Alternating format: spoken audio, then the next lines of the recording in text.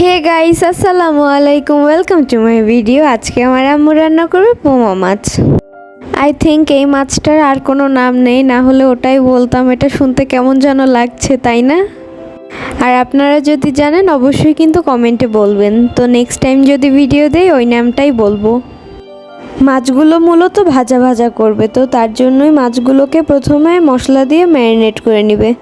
মশলাগুলো হলো রসুনের পেস্ট, লবণ ও হলুদ। রসুনের পেস্ট, লবণ ও হলুদ দিয়ে এবারে কিন্তু পুরোপুরি ম্যারিনেট করে নিতে হবে। খুব ভালোভাবে ম্যারিনেট করে নিতে হবে যাতে প্রতিটা মাছেই মশলাটা ভালোভাবে লেগে যায়। মাছগুলো ম্যারিনেট করা হয়ে গেলে একটা কড়াইতে সর্ষের তেল নিয়ে এবারে মাছগুলোকে ভেজে নিবে। মাছগুলোকে দুই সাইড দিয়ে খুব ভালোভাবে ভেজে নিতে হবে, মূলত ডিপ ফ্রাই করে নিতে হবে। ডিপ ফ্রাই করলে মাছের স্কিনটা যে একটু শক্ত হয়ে যায় না, ওটা খেতে কিন্তু খুব বেশি ভালো লাগে।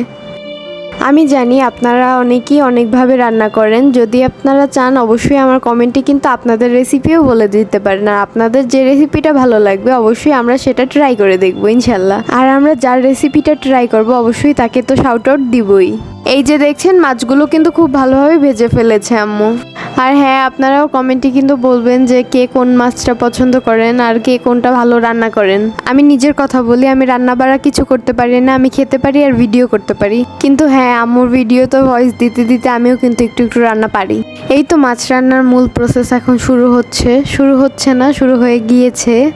তো রান্নার জন্য প্রথমেই একটা কড়াইতে তেল নিয়ে নিল, এরপরে পেঁয়াজ বাটা দিয়ে দিল।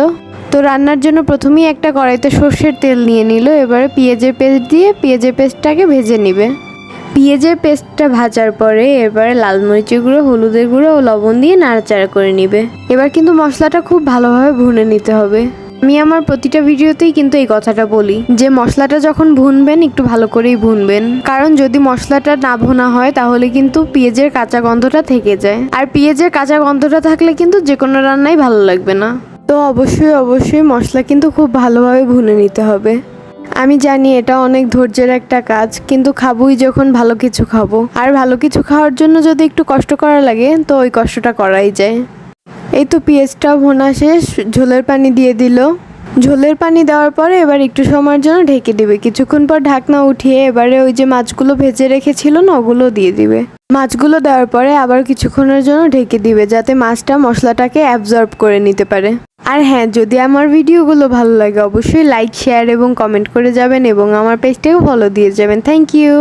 এই তো আম্মুর রান্না শেষ, দেখতেই পাচ্ছেন লাস্ট লুক। এটা দেখতে যেমন সুন্দর হয়েছে, খেতেও কিন্তু তেমনই মজা হয়েছিল। আপনারা কিন্তু অবশ্যই বাসায় ট্রাই করবেন। আর যদি ট্রাই করেন অবশ্যই কমেন্ট বক্সে কিন্তু এসে বলবেন। আজকের জন্য এতটুকুই। আমার ভিডিওটা দেখার জন্য থ্যাংক ইউ সো মাচ। আসসালামু আলাইকুম।